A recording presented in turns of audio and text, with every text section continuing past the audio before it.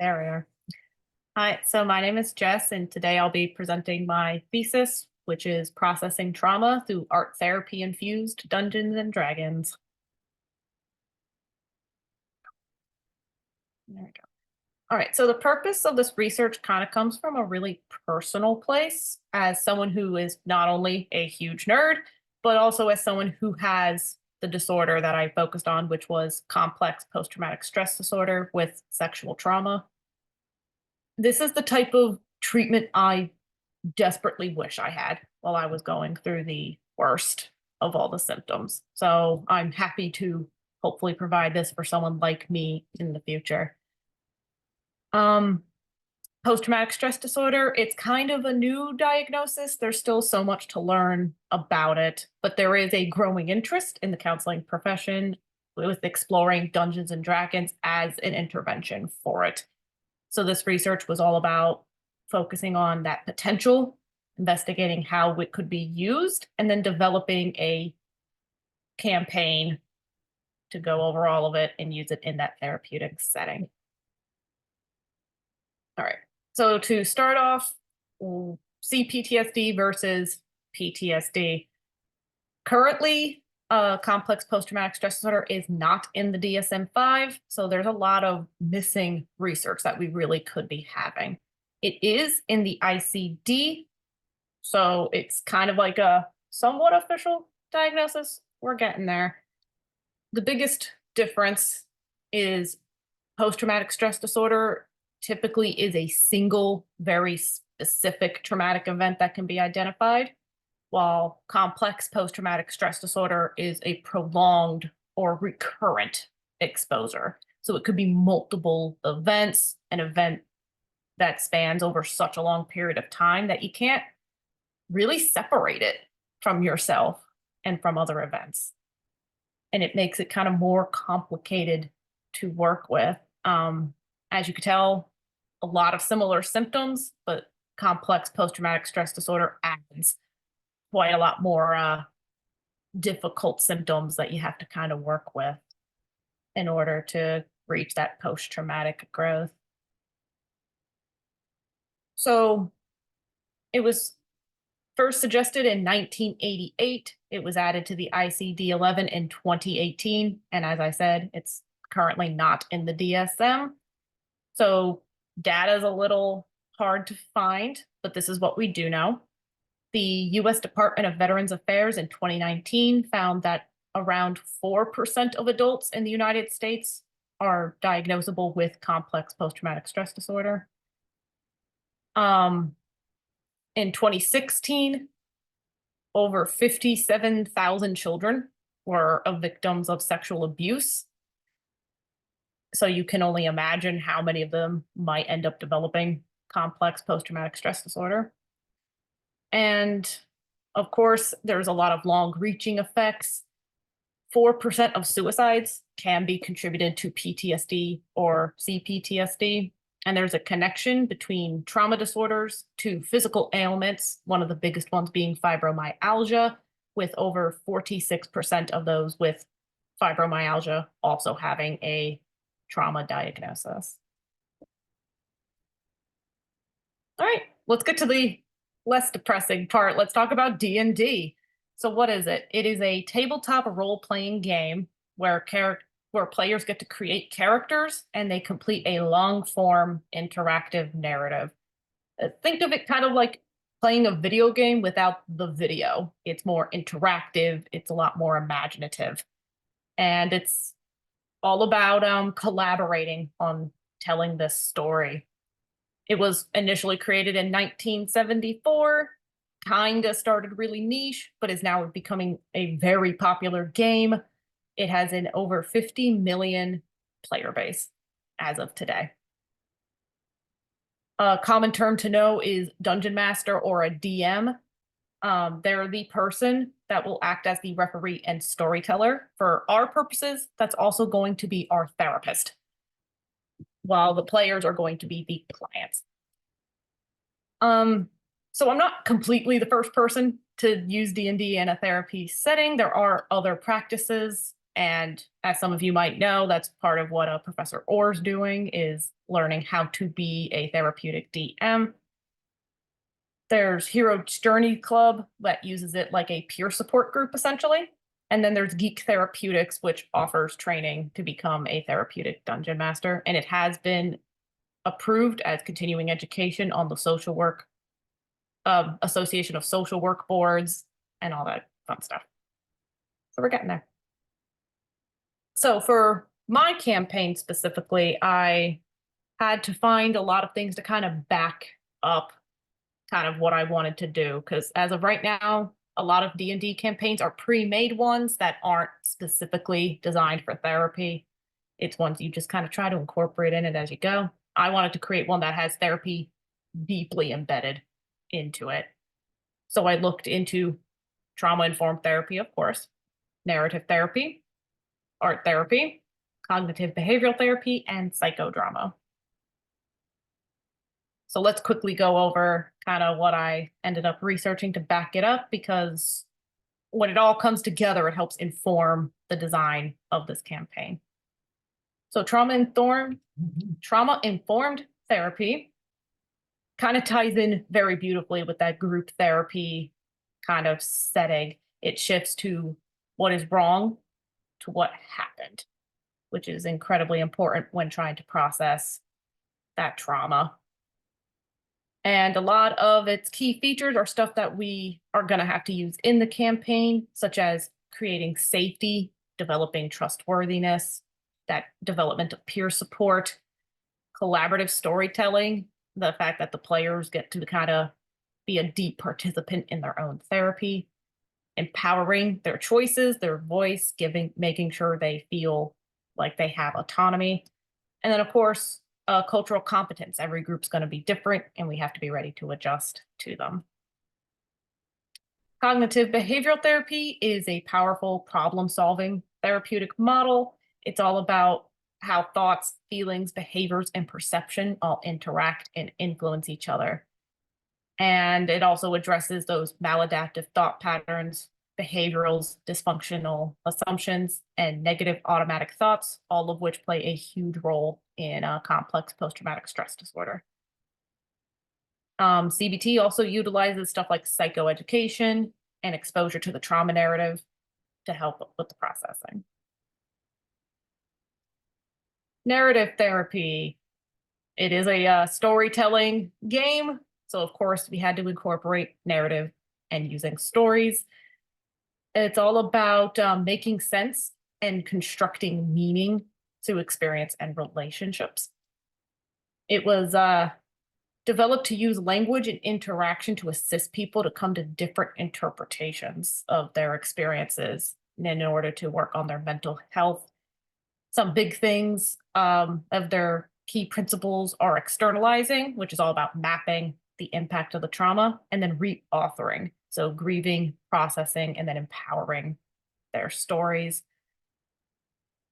And yeah, just finding ways to tell the stories. We're going to use this a lot in this campaign, especially through the characters, which acts as a really nice buffer from what they're experiencing in the game.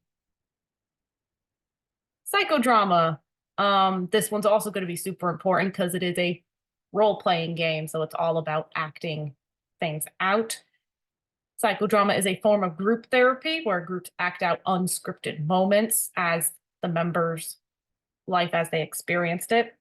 And the therapist acts as kind of your guide, the producer, very similar to what we're doing in the campaign where they're being the DM. The biggest underlying principle that at least I'm focusing on for this campaign is a lot to do with that catharsis, that processing of that emotion. According to Freud, who was really, really big on that catharsis, he described it as an instinctive and involuntary release of affect associated with a past event. So it's all about finally releasing all that emotion and tension that came along with it. All right, and then last but not least, and probably most important of all considering the program we're in, art therapy. So Art therapy provides a good alternative to talk-based therapy, which, as anybody with trauma can tell you, trying to verbalize what happened is one of the hardest things to overcome because that language center of that brain just shuts down while that event is happening. So it's hard to get those words back. But visuals stay. So it's great to do that creative expression to get it out where your words may fail you in that sense. For our campaign, art therapy was deeply infused. They're going to have multiple interventions that we'll go over shortly that they'll be able to help process and develop coping skills. All right, so let's talk about the campaign itself. And the theme of my entire presentation is now going to suddenly make sense. The campaign takes place in Greek mythology, and I chose that very specifically because of its recurring themes of trauma, fate, cycles, and just heroic atmosphere. So a story very, very briefly, and if you want to explore more, I did drop in 2 resource books, so you can read more on the story and all that in there. But in short, the story is in Greek mythology, our heroes help a new goddess during her recovery. The players will be able to create unique characters and role playing as them, which will create a nice buffer from kind of their experiences and all that processing. They will be encouraged to visit the different temples of the gods, each of which will have an art therapy intervention to explore. They will also have to face bosses, all of them which represent symptoms of complex post-traumatic stress disorder. So they will be literally combating these symptoms that they know all too well. All right, this is where I get to brag a little bit. I wanted to give any therapist who ended up using this campaign a strong base, a good knowledge, a good resource pool that then they can work around and make flexible, because every group's going to be unique and have different needs, but they're going to have a nice pool to pull from, make it a little easier on them. So for this campaign, which again, you'll be able to see all these in the booklets I dropped in the chat. The books include stuff like character creation details, the story. It has 43 distinct locations, which includes the temples, markets, cities, all that good stuff. There's over 100 unique non-player characters, which are all the other people in the world that our players will be able to interact with that the DM has to play. This also includes 18 random monster encounters, because what's a D&D campaign without a couple of interesting monster fights, right? And then, as I mentioned before, there are 13 temples, each of which has an art therapy intervention. And then there's 9 specialized bosses that are symbolic of those symptoms that they're trying to overcome. All right, so the therapeutic process, this campaign would probably be about a year. It's really hard to say how long it would take. It really depends on what the players do. But ideally, it'd be about a year with bi-weekly sessions for about 2 to 3 hours. That's actually pretty average, if not a little short for a lot of D&D games. So I'm trying to make it as doable as possible for the clients. In-person is preferred. Online is certainly doable. There are a lot of online resources to make this possible. The art therapy is probably the hardest part for that one, but still workable. Session 0 is always the first thing. That's where the group would get to know each other. They meet each other. That's where they create their characters, and that's where goals, boundaries, and all that would be established. From there, the sessions will follow a format most of us will be familiar with as people who run group therapy. Check-ins and then recaps of the story, so everyone's on the same page. Check-ins for grounding and seeing what everyone's emotional levels are at. The actual gameplay itself, which will be the vast majority of your session time. This will include breaks, the interventions, all that good stuff. And then post-discussion, so having a time to kind of talk to each other and process what happened in session and the thoughts and feelings we were going through. And during this entire process, it is encouraged that players have their journals and they'll be able to journal or write things down or make art as we are going. All right. So character creation is the big first creative thing that our clients are going to be able to do. I've provided 8 races being kind of what the character is. I've offered stuff like centaurs, fawns, gorgons, all the fun stuff. And depending on what they pick, it can kind of suggest what they are, what they kind of want to be like. So, for example, if they choose the Gorgon, which is Medusa, the lady with all the crazy snake hair, it may suggest that they want to be intimidating. Like they kind of want that no one's going to hurt me now because I'm scary. No one's going to want to mess with me. I also provided 8 class options. Classes are essentially their job. Do they fight? Do they do magic? Are they sneaky? Stuff like that. And it may reveal what they're comfortable doing. If they like kind of keeping to themselves, not being noticed, they might be more comfortable playing that rogue, that sneaky kind of in the shadows kind of person. Statistics just will affect the gameplay and how they can interact with the world. And then backstory should relate to the character, to the player. They should be able to relate to them, but it doesn't have to be a direct copy. It can be what they used to be like, what they want to be more like. They kind of have that flexibility and freedom on that one. All right. So at each temple, they have different art interventions. And on this screen, I've got a list of the current interventions I have developed for them and kind of what they relate to. These skills are, so when they go through the temple, they do the intervention and they're going to get bonuses. They're going to get some sort of gift from the gods that are going to help them face those monster symptoms later. So I tried to give them a good variety, and I tried to make them as cohesive with the actual story so it doesn't feel like a random, oh, okay, now we're doing this and it doesn't match. I did my best to try to make it as cohesive as possible. In person, it would be best to have this all pre-prepared because you never know what temple the players are going to choose to go to at any given moment. If it's online, it may be needed to send them art materials like ahead of time, give them like maybe a care package box that has all the art stuff they're going to need to go through the campaign. All right, the bosses.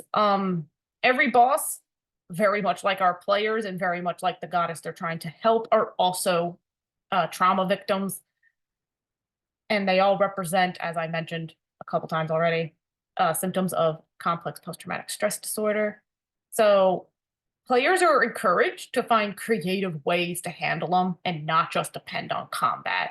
And that's where those temples are going to come really in handy. They're going to help them come up with those really good solutions that aren't just beat that monster with your sword. So far, I have monsters that represent negative self-worth, recklessness, emotional regulation, detachment, hypervigilance, avoidance, and reliving. So moving forward, I'm excited to say that I am currently setting up 2 groups to run a trial of this game. It's clear that I will make it very clear to them that this is not going to act as proper therapy at all. One group is going to consist of other creative therapists. They're going to try to help me iron out details on the therapy side. And then the other group is going to be experienced D&D players, where they're going to help me run kinks out from the game. I'm kind of new to D&D myself. I haven't DM'd before. So that's going to be really invaluable to have. Both of them together is going to provide that insight to help clean it up, maybe improve it in a lot of ways. We'll see. I'm excited to run this group very soon. And then maybe in the future, I can get this published and get more therapists using it. We'll see what happens. Limitations. So as I mentioned at the beginning, there's a lot of room for research. The lack of research into complex post-traumatic stress disorder and D&D in a therapy setting is lacking. We need more of it, but the good thing is that I think that's coming up. I think very soon we're going to see a lot more data coming in, including controlled trials. how it relates to other therapies, how it can benefit other conditions, and just future research into complex post-traumatic stress disorder. Maybe it'll end up in the DSM. We'll find out. Questions, discussion?